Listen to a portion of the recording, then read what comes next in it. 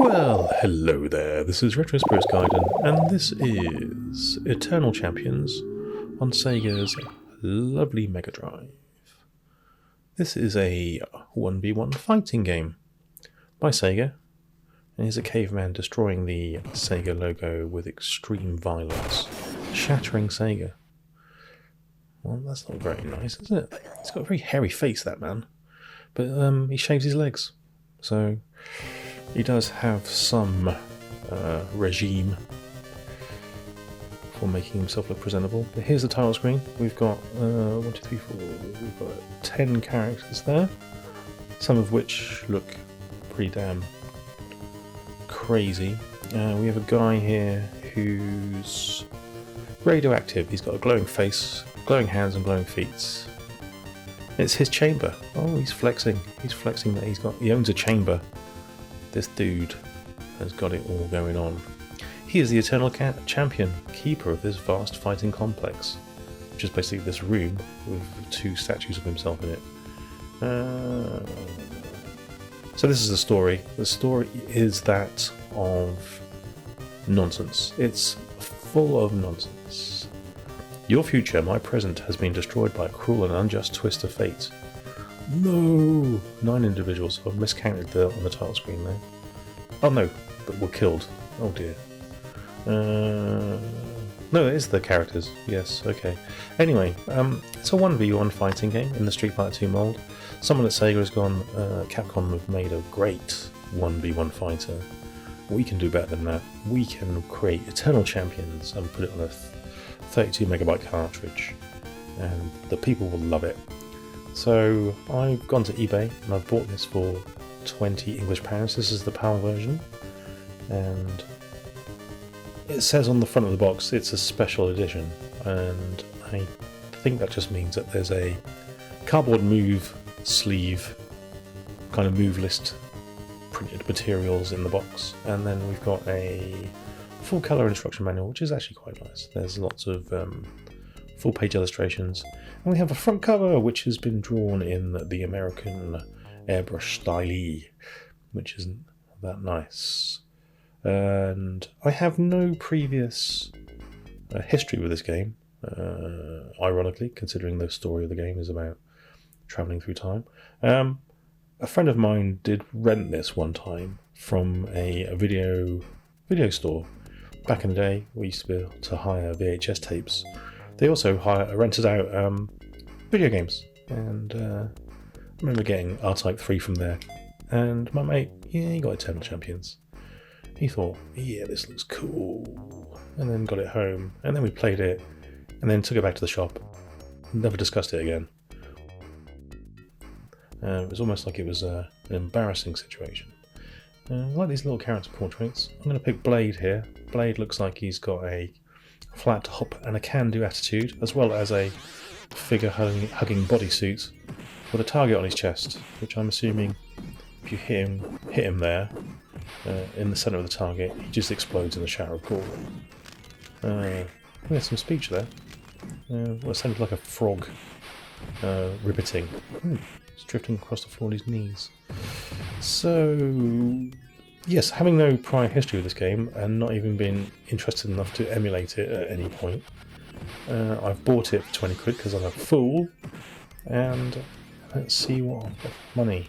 I've got a, thus far, slightly clunky 1v1 fighting game where the projectiles are comically weak. Looking at the move card that you get in the box, it looks like all the moves are kind of like charge moves, as far as I can tell, or multiple button press plus charge move. This guy's got like a spinny fist. Well, he's actually got one hand, and his other hand is like a load of blades, like spinning blades. He must have lost his hand in an industrial accident, and probably he was working in a factory where they make chips, like frozen chips. But he put his hand in to unclog it, a potato from the blancher, and then it's taken his hand off, and then he's replaced it with butter knives. That's his backstory. I read that in the manual, and that's not true. Blade here keeps flashing. I'm assuming that's because the other dude is hitting me with some sort of special move. It's blocking everything I do. Well, 75% of the things that I do. And keeps... oh my word. I was pressing block there. It looks like you can't block projectiles, or... it's either you can't block projectiles, or the game logic is fucked. So we'll see. What have we got here? We've got a wobbly floor. That's quite nice. And we've got a highly dithered graphics scheme. So I don't know if this is low colour or whether this is like a choice. But everything in this game is dithered to within an inch of its life, and it's pretty ugly. I'm sure on a CRT TV it probably did blend a bit better, but on here, where you can see every pixel, it's not that pleasant looking. Got a giant space bubble in the background, that's kind of cool. The guy just rolled backwards there. Looks like there's plenty of kind of moves. The animation's very... well, what's the best way of describing it? Stilted. The animation is quite stilted. And actually, some of the punches and kicks I'm doing here are comically animated, making my character look incredibly weak. And as if they've never had a fight before, which is not great for an eternal champion, is it? A guy who's a warrior from time, with his green... what do you call that? A bodysuit, I suppose? Like a leotard? Okay, the guy keeps glowing. Oh, and I keep glowing. There's lots of glowing effects in this game. I imagine this is a technical tour de force in some departments, other than gameplay. The music track for this level is actually suitably beepy. I quite like the beepy bit. But the sound effects and music in general is a bit shite. It's using that horrible sound library that lots of Megadrive games used to use back in the day. So Yuzo Koshiro is not responsible for this soundtrack, as he would have put some nice tunes into your Megadrive's slots. Oh, we've gone back to... we've lost, so we've reset the game. Yeah, I can't get past the first character. He was blocking everything I did, and just couldn't beat him. Not with Blade anyway. Blade doesn't seem to be the fighter for me.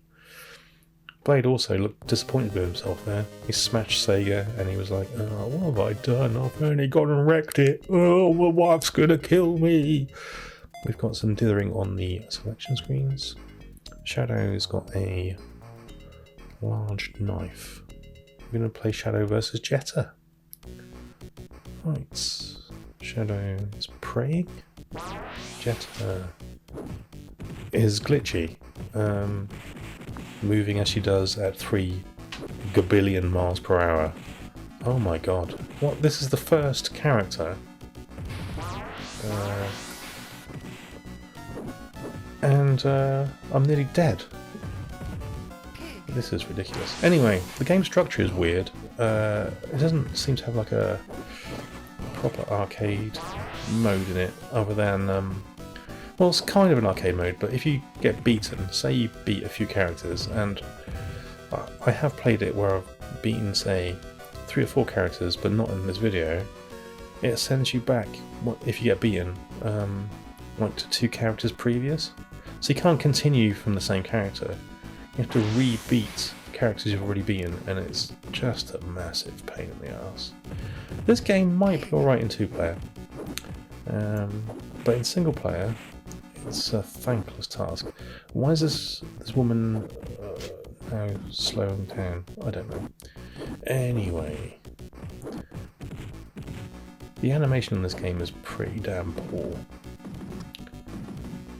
The music is not nice on this level. Yeah, I don't know. It's 20 quid for a reason, I guess. That reason is it's not brilliant. The Japanese version of this game, and I've seen it recently in an import shop, is 75 quid.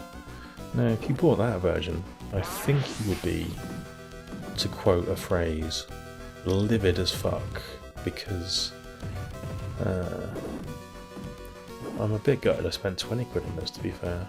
It's no Street Fighter 2, it's your character's moves don't look powerful, you don't feel like you're powerful or in control, and the AI will just kick the living shit out of you. Here's Blade again. Destroying Sega once more, just for shits and giggles. Yeah, you're the man, Blade. Right, let's play another character. Let's see how far we get. Yeah, this music's all horrible. It's using that warbly sound library where... This is why everybody thinks the Megadrive sound chip is shit, because of this sound library. And it's just not that bad. It's just this sound library makes it that way. Slash versus Shadow.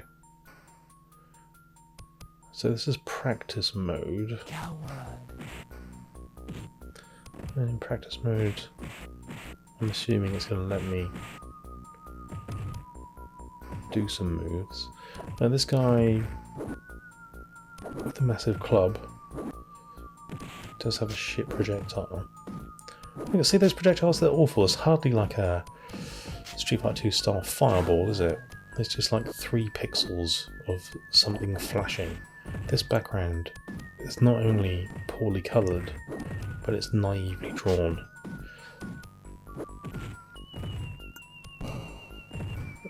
This soundtrack's no good. Okay, well, yeah, like I said, you probably have some fun in 2-player mode. It's a single-player game. It's bloody hard, and it's not entirely awful. I'm not going to say it's awful. It's not an awful game. It's just not Street Fighter 2. So if you want the best 1v1 fighter on the Megadrive, it's not this. So just be warned. This also came out on the Mega CD, I believe. I don't know what that version's got over this one. Hopefully they've done something with the projectiles, because they are pretty weak. Maybe the animation's better because of the CD format. I don't know. They do a lot of flipping over moves. You see, my sort of troglodyte man's got a backflip. What the hell is that supposed to be? I'm firing worms at the end of my club at a woman. Hit her! Oh no, missed. So you can kind of like baseball bat people. Lovely. Okay, well, this is Eternal Champions. I'll probably play it a bit more, and I don't know if my opinion's going to change, but just because I like 1v1 fighters, but it is, at the moment, highly irritating. Okay. I can't recommend it. I recommend if you're going to buy 1v1 fighter, go for Street Fighter 2. If you're fed up with Street Fighter 2, play this, and then it'll make you want to play Street Fighter 2 more. So maybe that's the best thing I can say about it. Alright then. I'm off now. Suro.